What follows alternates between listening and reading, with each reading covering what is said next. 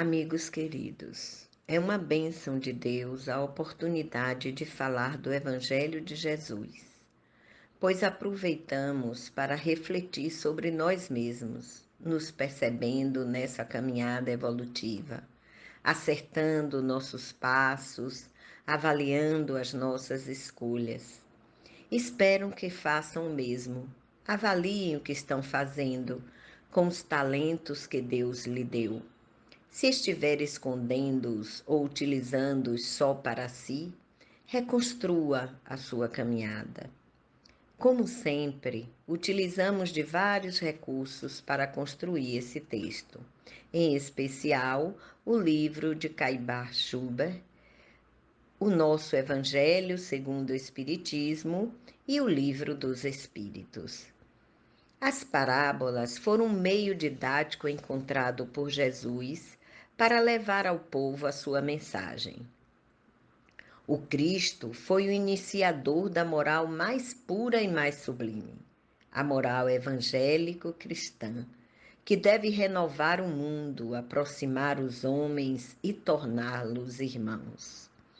É empolgante falar de Jesus, pois nenhum homem foi capaz de abalar tanto os alicerces mais sólidos das ciências e das instituições humanas como Jesus. Seus gestos, suas palavras e ações foram lições de sabedoria, de fé, que ficaram registrados nas matrizes da memória dos seus discípulos, encarregados de disseminar ensinamentos inquestionáveis para o nosso processo de evolução. Na parábola dos talentos, Jesus fala que um homem rico, cheio de propriedades, antes de viajar, confia os bens a seus servos. Para um, ele deu 5 talentos. Para outro, ele deu 2 talentos. E para o último servo, 1 talento. Era um homem rico que esperava rendimentos para esse dinheiro. Destacamos que, ao dar quantidades diferentes a cada servidor, nos parece que ele já percebia qualidades diferentes em cada um. Ao retornar da viagem, o Senhor solicitou dos servos uma resposta sobre o que fizeram com os talentos. Os servos que receberam mais talentos trabalharam e conseguiram multiplicá-los, entregando-os ao Senhor, que agradeceu e os recompensou como bons servos que foram. O servo que recebeu apenas 1 talento enterrou-o, esperando o retorno do Senhor.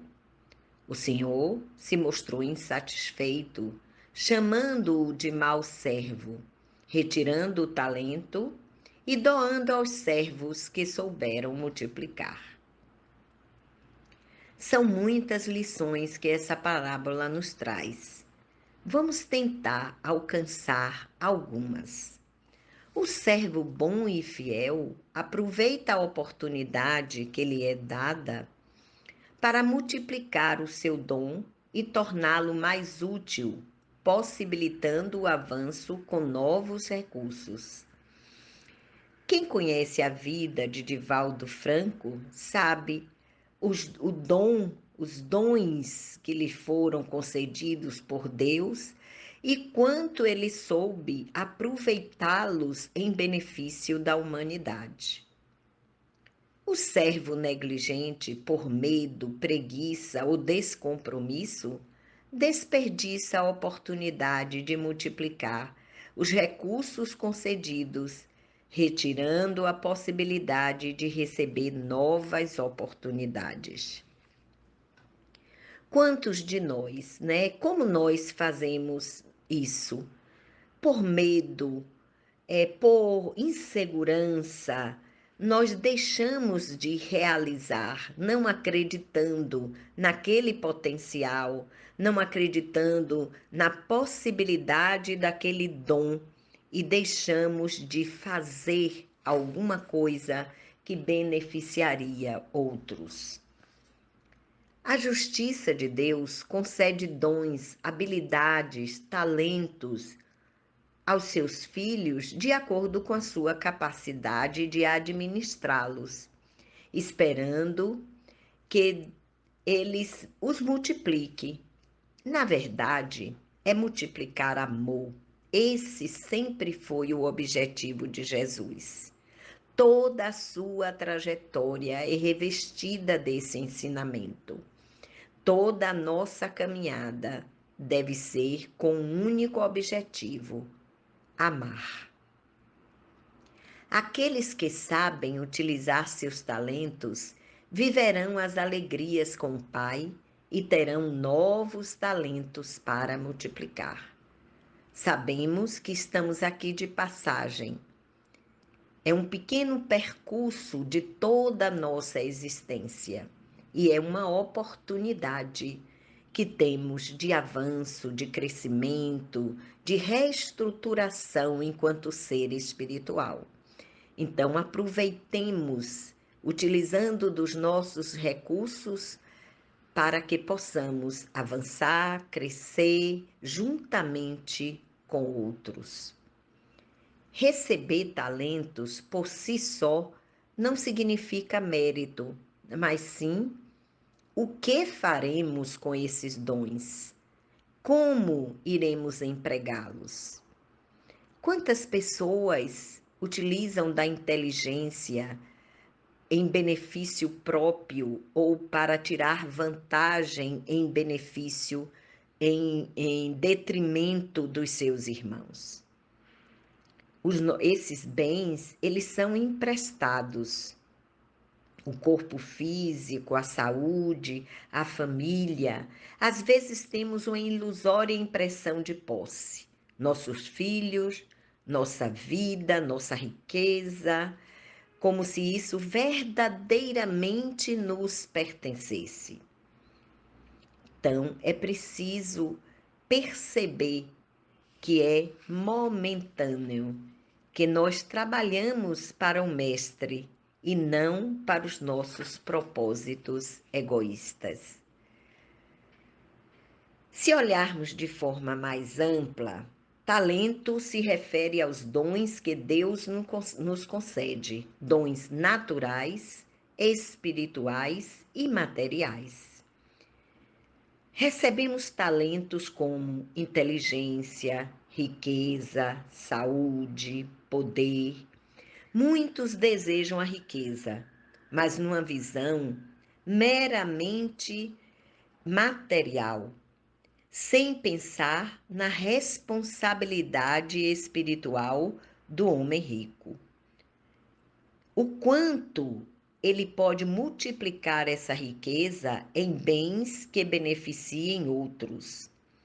Esse empréstimo lhe foi dado como uma oportunidade de crescimento, e um dia ele prestará contas. O que fizeste da riqueza? Quantos artistas beneficiaram a coletividade com a sua arte durante essa pandemia? Eles multiplicaram o seu dom, levando alegria, alimentando os corações de esperança. Quantos nesse processo doloroso descobriram talentos, habilidades até então desconhecidas para eles? O poder também é um dom que Deus nos concede para ajudar no progresso da sociedade. Os cargos políticos nos permitem a possibilidade de servir. Quanto maior o cargo, maior o compromisso. Quantas pessoas utilizam o poder para humilhar, para beneficiar-se? Mas a pergunta virá: o que fizeste do poder que lhe foi dado? Então, o maior poder, esse poder que Deus nos ensinou através de Jesus, é o poder de amar. Esse é o poder que temos que buscar a todo momento. No Livro dos Espíritos, capítulo 7, que fala da lei de sociedade, A espiritualidade condena o isolamento social e nos diz que nenhum homem dispõe de faculdades completas. É pela união social que nos completamos uns aos outros, para assegurarmos o bem-estar e o progresso. Como asseguraremos esse bem-estar social? Complementando os nossos talentos, usando as nossas habilidades, trocando as nossas habilidades. Vejamos agora na pandemia, diante do caos que se abateu sobre a humanidade, os cientistas usaram da inteligência para produzir a vacina, buscando salvar vidas. Foram horas de dedicação, de entrega, de utilização nobre do conhecimento adquirido. Os talentos são diversos e é isso que torna a humanidade mais interessante. Haroldo Dutra diz uma frase que é um alerta para todos nós. Deus nos quer agindo no aqui e agora, e não no amanhã ou depois. Fomos beneficiados com o conhecimento espírita. Sabemos que esse é o momento da mudança, da transformação.